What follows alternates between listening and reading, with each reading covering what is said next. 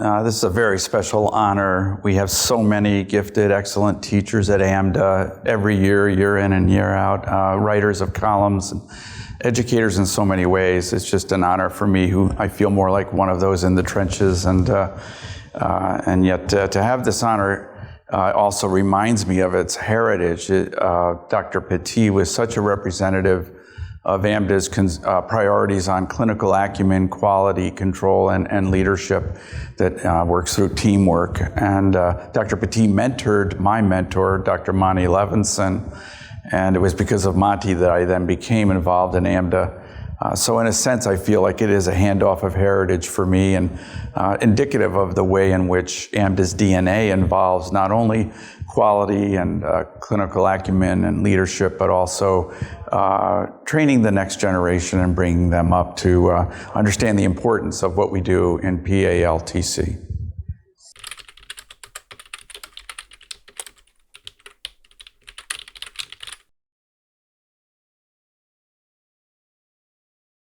Well, first of all, as many have said, and I said in my acceptance speech, AMDA is my professional home. It's our professional home, medical directors across the country and those who serve long-term care facilities and the post-acute space. We don't have a lot of venues where we get together with so many like-minded professionals, and every year this is just a bonus to be able to connect with people who are involved in the same mission that I'm involved as a medical director in PALTC.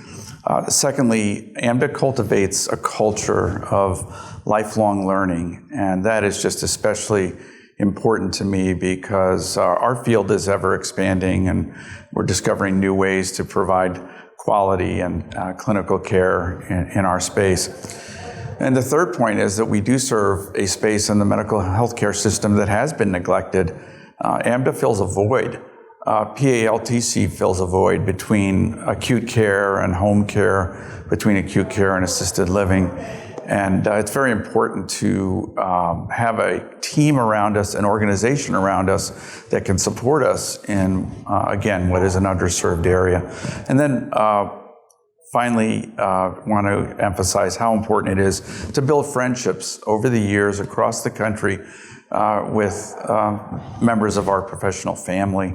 And those friendships and relationships just mean so much more as the years go by, especially as we have come through the COVID pandemic and share the unique burdens and burnout even that we've all gone through, and come out on the other side with a renewed commitment to provide even better care to the facilities and the residents that we serve.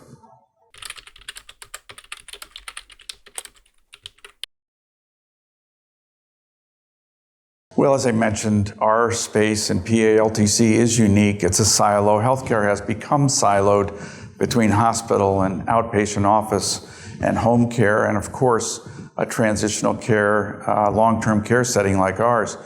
And this area just needs to have ongoing expertise on the part of medical professionals to serve the complex needs of our residents. And the certification process really focuses on the multidimensional aspect of what we do as professionals.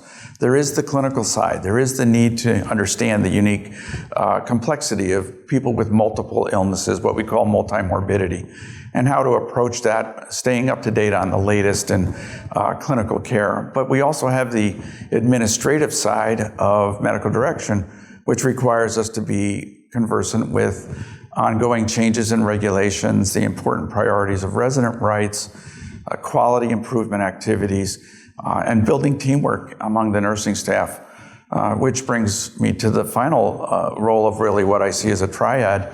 There's the clinical care, there's the administrative and regulatory side, but there's also the role of the medical director in providing leadership to PALTC nursing staff.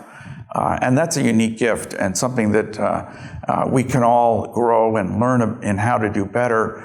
But I think the certification process for medical direction at AMDA is really emphasizing that role as well. And so I think CMD is really what ought to become the standard and the requirement for medical facilities around the country.